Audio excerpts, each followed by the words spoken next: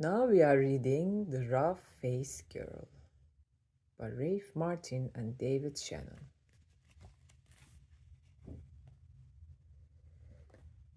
Story by Rafe Martin, illustrated by David Shannon.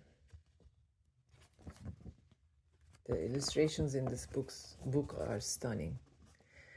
Once, long ago, there was a village by the shores of Lake Ontario.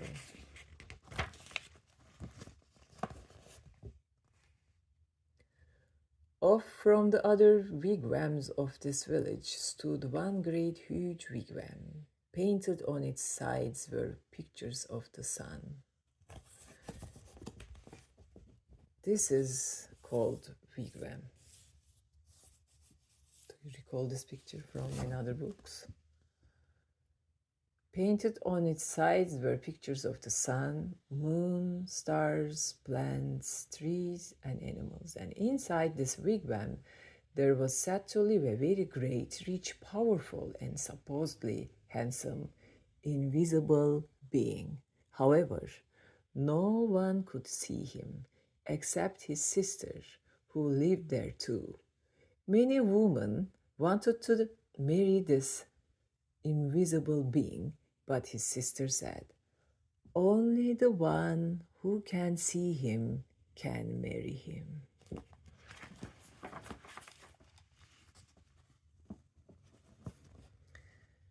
Now in this village there lived a poor man who had 3 daughters. The 2 older daughters were cruel and hard-hearted, and they made their youngest sister sit by the fire and feed the flames. When the burning branches popped, the sparks fell on her. In time, her hands became burnt and scarred. Her arms, too, became rough and scarred.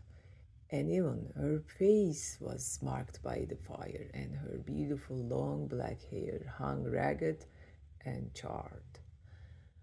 And those 2 older sisters laughed at her, saying, "Ha! You are ugly, you rough-faced girl." And they made her life very lonely and miserable indeed. This is like the Cinderella story.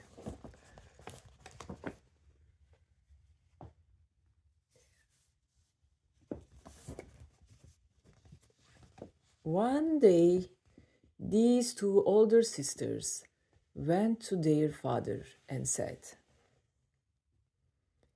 "Father, give us some necklaces. Give us some new buckskin dresses. Give us some pretty beaded moccasins. We are going to marry the invisible being." So their father gave them these things. Dressed in their finest, the 2 girls marched through the village. All the people pointed and stared. "Look at those beautiful girls," they said. "Surely they shall marry the invisible being." And if those 2 girls were proud and hard-hearted before, they were even pondered now. They walked hotly through the village. At last, they came to the wigwam of the invisible being, and there was his sister waiting.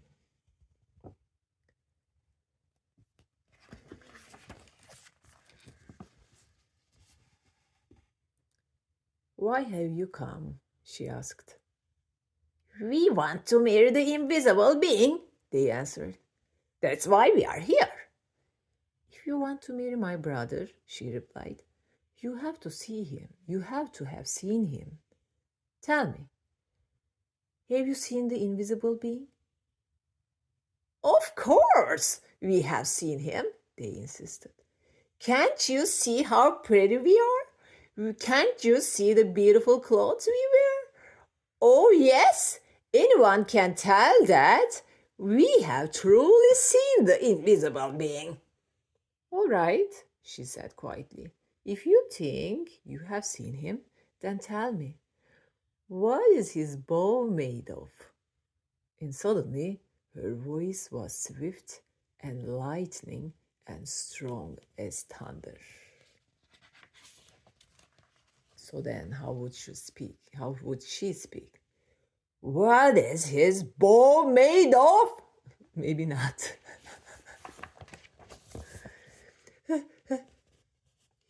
His bow? They stammered in surprise. His bow? We know. But turning desperately, no one another, they whispered. What shall we say? Let's say it's the oak tree. So they said, it's the great oak tree. No, said the sister of the invisible being. No! Oh, she saw at once how they lied. Tell me, she continued, if you think you have seen my brother, the invisible being, then what's the runner of his sled made of? Oh, we know, cried those two sisters, but whispering feverishly again, they wondered, what shall we say? What shall we say? Let's say it's the green willow branch. No, said the sister when she heard. No, you have not seen my brother. Now go home. Just test us fairly, they exclaimed. We have seen him. Just don't ask all these silly questions.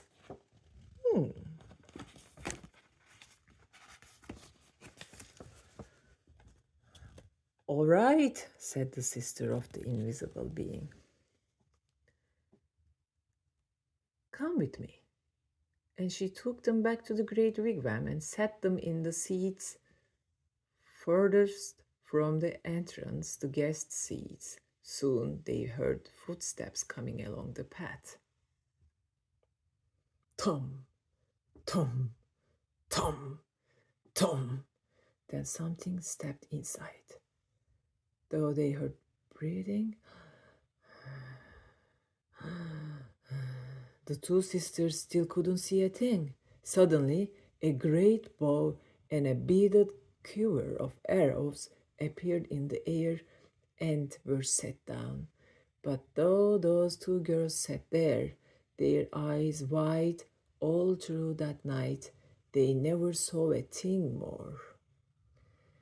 And in the morning, they had to go home, ashamed.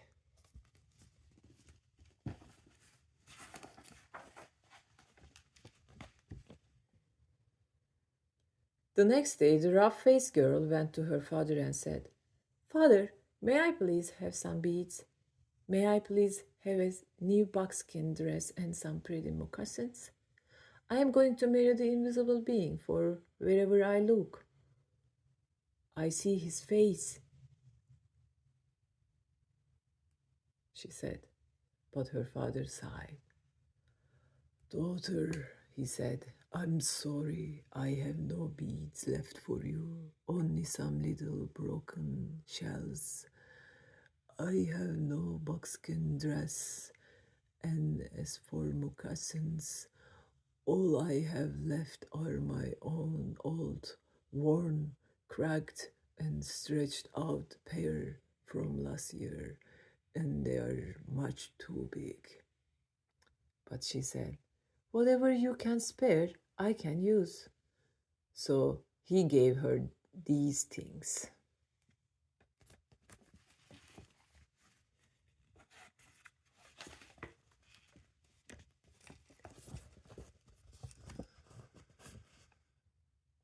Then she found dried reeds, and taking the little broken shells, she strung a necklace. She stripped birch bark from the dead trees and made a cap, a dress, and leggings. Then, with a sharp piece of bone, she carved in the bark pictures of the sun, moon, stars, plants, trees, and animals. She went down to the lake shore and soaked the moccasins in the water until they grew soft. Then she molded them to her feet. But they were still too big, and they flapped like ducks' feet as she walked. Then all of the people came out of their wigwams. They pointed and stared. Look at that ugly girl, they laughed. Look at her strange clothes. Hey, hey, hey, go home, you ugly. You will never marry the invisible being. Ha ha ha ha. Ha ha ha ha. But the rough-faced girl had faith in herself, and she had courage. She didn't turn back. She just kept walking right through the village.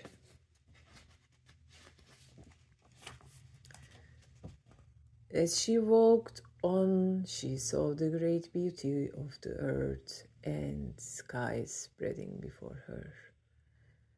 And truly, she alone of all in that village saw in these things the sweet yet awesome face of the invisible being. Can you see it, friends?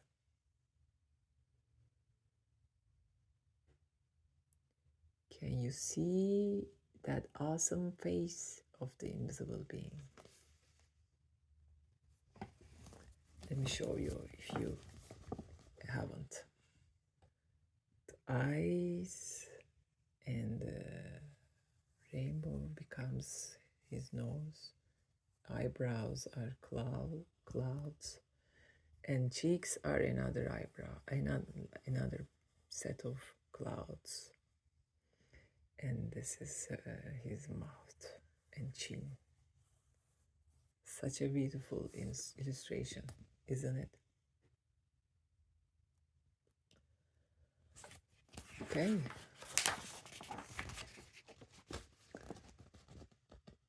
At last, she came to the lake shore just as the sun was sinking behind the hills, and the many stars came glittering out like a fiery veil in the darkening sky overhead. And there, standing by the water's edge, was the sister of the invisible being waiting. Now, the sister of the invisible being was a wise woman. When she looked at you, she didn't see just your face or your hair or clothes. No, when she looked at you, she would look you right in the eyes, and she could see all the way down to your heart. And she could tell if you had a good, kind heart or a cold heart and cruel one. And when she looked at the rough-faced girl, she saw at once that, though her skin was scarred, her hair burned, her clothes strange, she had a beautiful, kind heart. And so she welcomed her dearly, saying, "Ah, my sister, why have you come?" And the rough-faced girl replied, "I have come to marry the invisible being."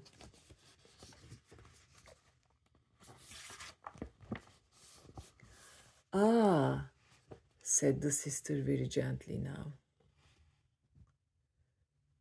"If you want to marry him, you have to have seen him. Tell me, have you seen my brother in the invisible being?" And the rough-faced girl said, "Yes." "All right then," said the sister. "If you have seen him, tell me, what is his bow made of?" And the rough-faced girl said, "His bow? Oh, why, it is the great curve of the rainbow."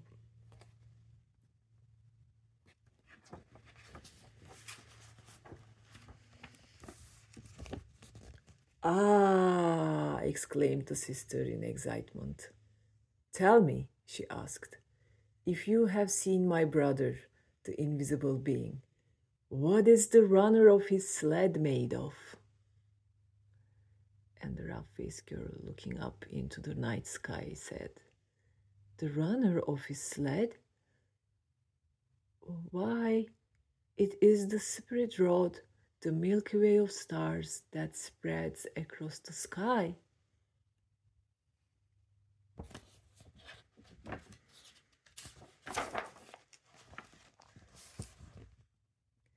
Ah, cried the sister in wonder and delight.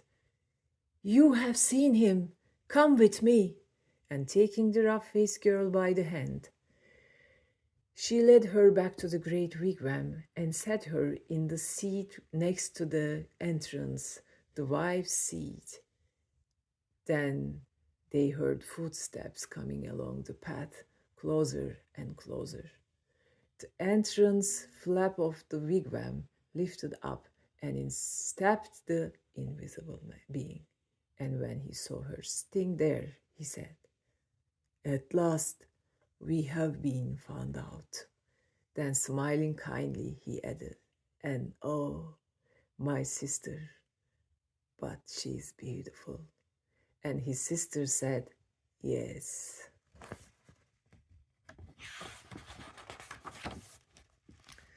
Then, at last, the rough-faced girl and the invisible being were married.